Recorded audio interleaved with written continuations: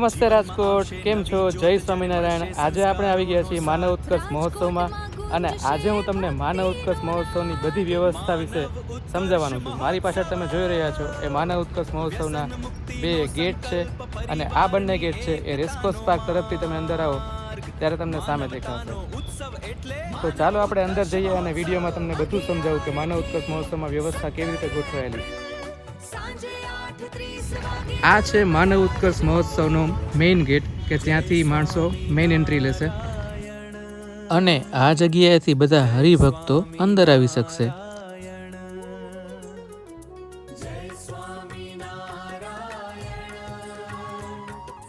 Left hand side ઉપર આખું main stage છે અને રાઈટ હેન્ડ સાઈડ ઉપર આખા અલગ અલગ ડોમ બનાવેલા છે. મિત્રો, આ માનવ ઉત્કર્ષ મહોત્સવ 11 તારીખે એટલે કે આજે સાંજે 8:30 ચાલુ થશે અને 17 તારીખ સુધી અહીંયા હરિભક્તોની ભીડ રહેશે.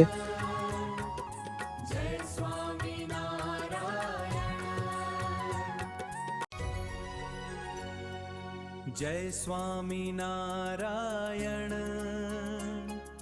જય સ્વામિનારાયણ, જય સ્વામિનારાયણ. આ જગ્યાએ રોજ અલગ અલગ હરિભક્તો અને તેમનો પરિવાર શાંતિ યજ્ઞમાં બેસશે અને જે હરિભક્તો અને તેમનો પરિવાર શાંતિ યજ્ઞમાં બેસે છે તેમના માટે અલગથી પ્રસાદની વ્યવસ્થા કરેલી છે. શાંતિ યજ્ઞમાં પરિવારની શાંતિ કેવી રીતે જાળવવી એના વિશે સમજાવવામાં આવશે.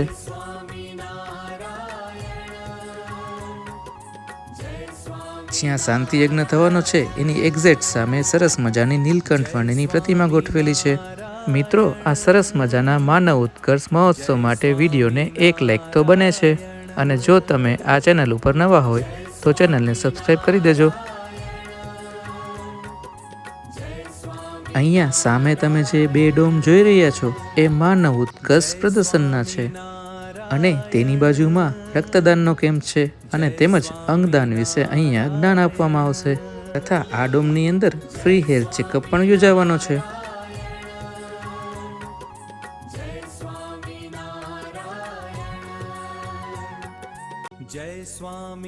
હજારોની સંખ્યામાં હરિભક્તો અહીંયા જ્ઞાન લેવા માટે આવવાના છે તો એના માટે બધી જ વ્યવસ્થા કરાયેલી છે.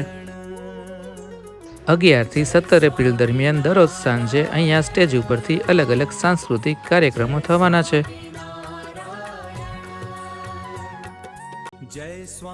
અને તેના માટે વ્યવસ્થા જળવાય એટલા માટે 50,000થી પણ વધારે ખુરશીઓ પાથરેલી છે. મહોત્સવની અંદર હરિભક્તોને અંદર આવવા માટે મેઇન 2 ગેટ રાખેલા છે અને વીઆઈપી ગેટ છે એ સ્ટેજની પાછળ રહેશે. અહીંયા તમે જોઈ શકો છો કે વીઆઈપી લોકો માટે બેઠક વ્યવસ્થા ગોઠવેલી છે.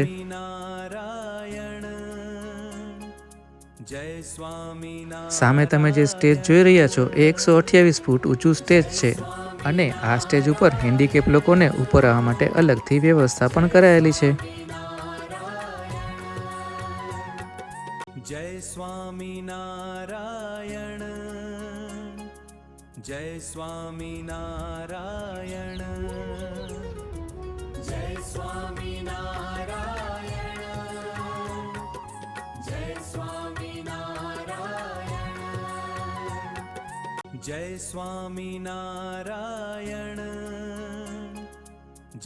સ્ટેજની જમણી તરફ એક મોટો ડોમ બનાવવામાં આવ્યો છે તો ચાલો જોવા જઈએ એ ડોમ.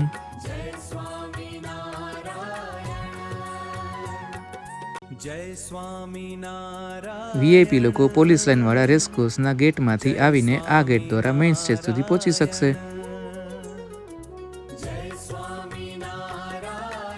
આ જગ્યાએ એક વિશાળ ડોમ બનાવવામાં આવેલો છે અને આ ડોમમાં જેટલા પણ સ્વયંસેવકો છે એ અહીંયા પ્રસાદનો લાભ લઈ શકશે. જય સ્વામિનારાયણ, જય સ્વામિનારાયણ, જય સ્વામિનારાયણ, જય સ્વામિનારાયણ. આ જે બહારનો મેઇન પાર્ટ છે તમે જુઓ તો મેઇનલી રેસકોર્સ પાર્ક તરફથી જો તમારે આવવું હોય તો તમે અહીંથી અંદર આવી શકો છો અને જો તમે પોલીસ લાઈન તરફથી આવો છો તો તમે અહીંથી અંદર આવી શકો છો. હજુ એક ગેટ આ બાજુ છે, તમે ફનવર્લ્ડની બાજુમાંથી પણ તમે અંદર આવી શકો છો રેસકોર્સની અંદર. અને માનવ ઉત્કર્ષ મહોત્સવમાં અંદર આવવાના મેઇન 2 ગેટ રાખેલા છે, જે બંને ગેટ આપણે આગળ જ જોયા.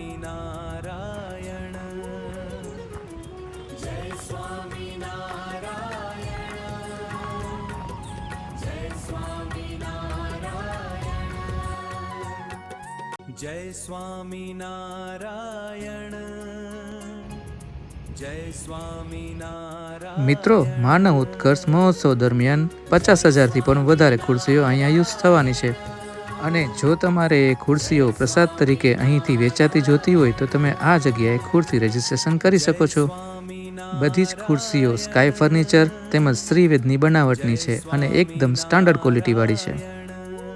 જો તમારે પ્રસાદની ખુરશીઓ જોતી હોય તો તમે આ જગ્યાએ રજીસ્ટ્રેશન કરાવી શકો છો અને રાહત ભાવે ખુરશીઓ મેળવી શકો છો.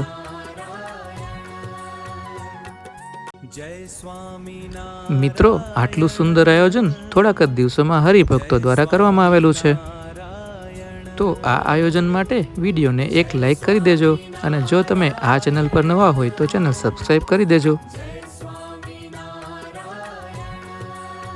માનવ ઉત્કર્ષ મહોત્સવમાં તમે ફનવર્લ્ડની પાછળના ગેટેથી અહીંયા આવી શકો છો. જય સ્વામિનારાયણ, જય સ્વામિનારાયણ. મિત્રો, સામે જે દેખાય છે એ ફનવર્લ્ડની બાજુનો ગેટ છે, ત્યાંથી પણ તમે અંદર આવી શકો છો. જય સ્વામિનારાયણ, જય સ્વામિનારાયણ. અને આ ગેટથી તમે અંદર આવ્યા બાદ માનવ ઉત્કર્ષ મહોત્સવનો જે બીજો ગેટ છે ત્યાંથી તમે અંદર આવી શકો છો. જો તમે રેસકોર્સ ફાટક સાઈડથી આવી રહ્યા હોય તો રેસકોર્સ ફાટકવાળા ગેટથી અંદર આવી શકો છો.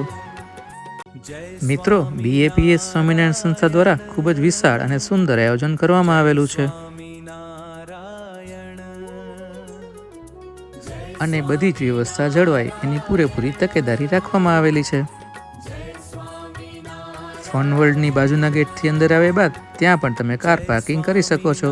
ત્યાં પણ કાર પાર્કિંગ માટે મોટી વ્યવસ્થા કરાયેલી છે.